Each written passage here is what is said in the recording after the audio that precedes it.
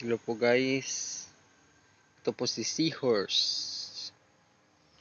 Tinawag po tong Seahorse guys kasi yung ano niya handle parang Seahorse.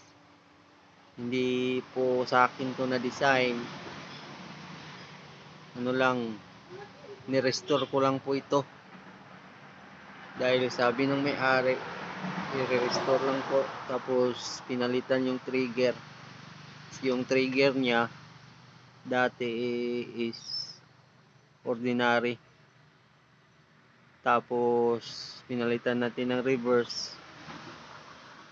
Yan, reverse yung pinalit natin. Tapos ang shaft niya guys is only 4mm. 10mm din yung rubber. Ayan. Seahorse. 45cm lang to guys.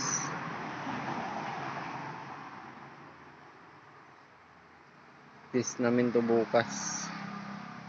Tinest ko na to kaso walang nag-video. Kaya ito na lang ginawa ko.